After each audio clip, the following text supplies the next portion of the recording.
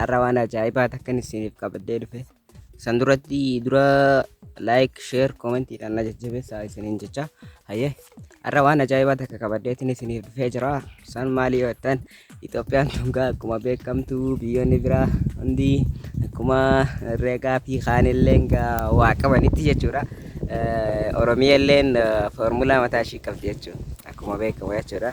Oromiyaalleen foormulaa mataa ishii qabdi jechuudha. Foormulaan mataa ishii kami maali beeyta? Magariisa irra faaya. Foormulaan isaa ishiin jalqabaa barnoota keenyatti yoo gosen foormulaan ishii jalqaba irratti magariisa irra faaya ida'uu jimaati jechuudha. Baay'isuu jimaati. Magariisa irra faaya baay'isuu jimaati jechuudha. Magariisa irra faaya baay'isuu jimaa. Foormulaa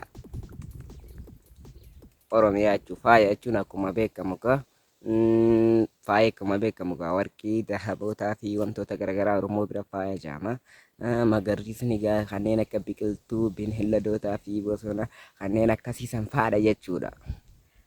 Aansee icinurraa dhiisime utuu maleedhaan duraanuu viidiyoo namni hedduun hin daawwatu irraa dhiisame.